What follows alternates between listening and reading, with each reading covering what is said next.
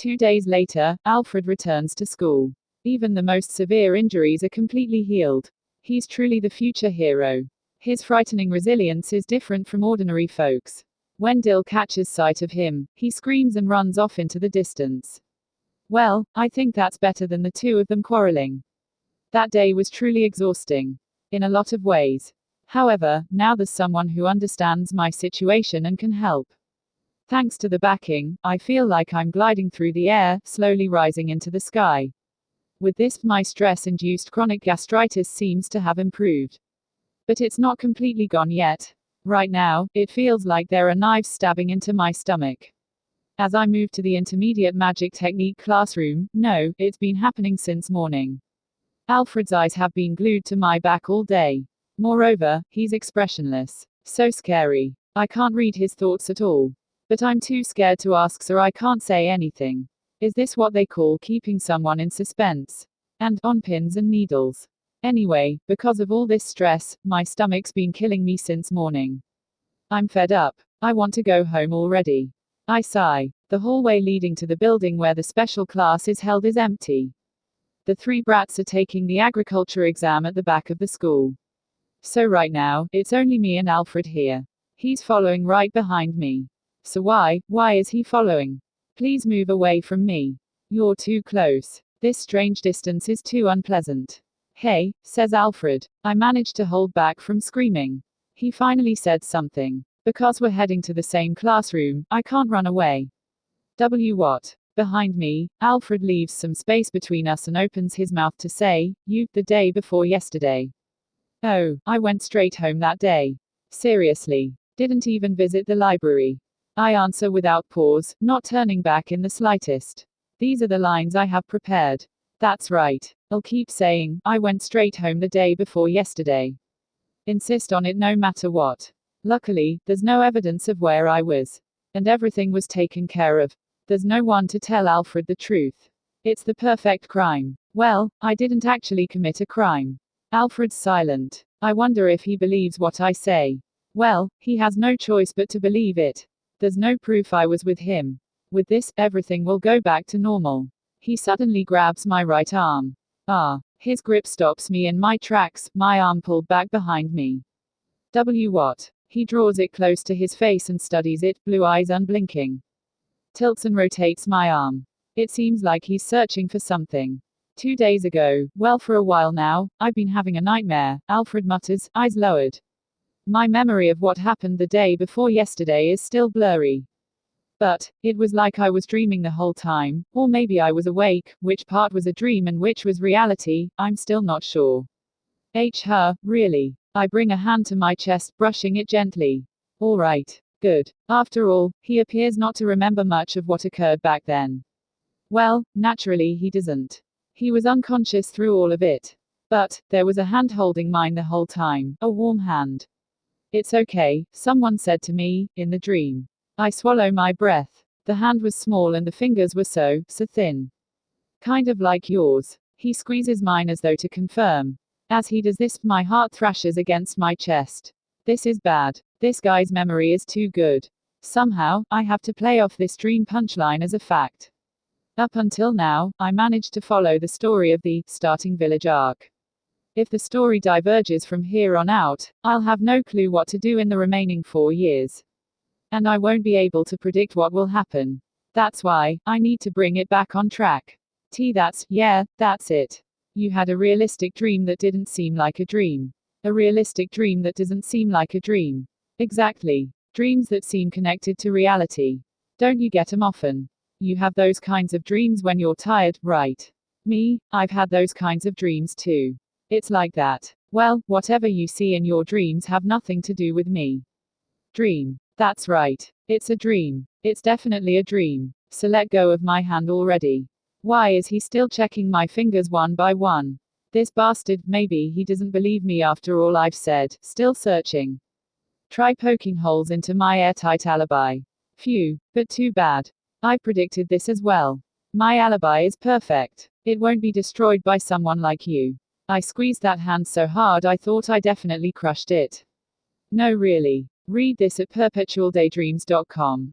After that, the fingers of my right hand were red and swollen, too painful to move. That atrocious pain may have cracked bone. What an absurd strength. It seriously hurt so much I was brought to tears. You should reflect on it. Well, since I treated it with a high-grade recovery potion, it healed without leaving a trace. Was he perhaps worried that I was injured? You don't have to worry. My fingers are already healed. Poor guy, I say. That person was probably in terrible, terrible pain. Alfred's eyebrow twitches. I sigh. Anyway, let go of me. What is it? He's staring at the back of my wrist. He lifts my hand again, draws it closer to his face while staring. What? What's he looking at? I'm scared. There are scratches. He unbuttons the cuff of my shirt and rolls it up to my elbow, the cuff of my jacket caught in the motion as well. Hey, what are you doing? You're wrinkling 'em. These clothes are expensive. Then Alfred nods once, showing that part of my arm to me proudly. Look. What is it now? Oh. There really are scratches. Sure enough, there are 2 red lines resembling earthworms on my skin. I didn't realize I had them. Now that I think of it, when that part of my arm came in contact with bath water 2 days ago, it seemed to sting a bit. Because the soap contained peppermint, perhaps it irritated the wounded area of skin. But I wonder where it came from. Maybe it was when he grasped my arm and refused to let go. It looks like there are some finger marks. This is seriously bad. I have to pull myself out of this one. Maybe I got it from rubbing against something without knowing, like a branch or whatever. A branch. Yep. That's exactly it. It's probably from this tree in my garden. Your garden. That's right. The garden at my residence is spacious. I jog there every morning. I probably scratched myself during that. Alfred has no way of knowing it's a lie. For this reason, he can't use the red marks as evidence for his own claim. Too bad. Though you did make me sweat a bit. Alfred looks somewhat frustrated and dissatisfied. I tilt my chin upward slightly, narrow my eyes, and flash a triumphant smile. Looks like I'm the winner. He points to the marks. Are they no longer painful? Completely painless. You can't even call this a wound. It doesn't require a recovery potion. A lick can probably heal it just fine. Whether or not he's convinced, he gives me an indifferent response. Still not giving up at staring at my arm, Alfred takes hold of it again. Then, he licks the scratches. I'm stunned. My brain shuts down, my body freezes. I can't understand or predict his actions. Flicking a sidelong glance at me, he gives the marks another lick. From near the elbow to the wrist. I feel something warm and wet trace the side of my arm hidden from view. What the hell are you doing? Alfred raises his face, narrowing his blue eyes as he takes in the sight of me. For some reason, a wicked smile slides its way across his lips. You told me it would heal by licking, so I thought I'd help you out. This guy. He couldn't bring down my alibi, so this bastard is taking it out on me instead. Is he a child? Oh right, he is. Damn it. Are you a fool? That was just an example. Your face is bright red. You're noisy. Let go of me. I try my hardest to pull my hand away, but his grip is vice-like. He appears to be having fun, grinning at me. Bastard. Am I being bullied? No, that's supposed to be my role. Disturbed? No, pissed off, I kick his shin with all my might. The contact gives off a loud noise. Ow. Even if he's the future hero, the pain still makes him groan and stumble. Well, of course. That's a weak point even for Benkei. Heroes are no exception. His grip on my arm loosens. Wasting no time, I shake off his hand. You are reap what you sow, idiot. Stupid. Pervert. Fool. A walking ball of negative common sense. Sexual harasser. Go ahead and be late. Then eat a failing mark and take the supplementary lessons alone. Letting loose a barrage of all the insults I can think of, I dash off like a rabbit, leaving Alfred to rub at his shin. He's such a fool. Although he's the future hero, he still sexually harassed me. If you'd done this to a girl, you'd definitely be sued. You'll be marked and despised as a certified pervert. Yeah, you should just go ahead and be called that. Suddenly licking me. No. It's useless. I'm so embarrassed. What kind of public display is that?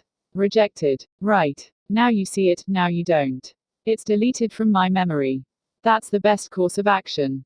Damn it, I was sexually harassed and I have to suck it up. Ah, that guy is impossible. I can't believe him. I should have hit him one more time, preferably on the head or in the stomach. Someone needs to teach him some common sense. Translated by Sleepchaser. TLCED by Chiazaholic.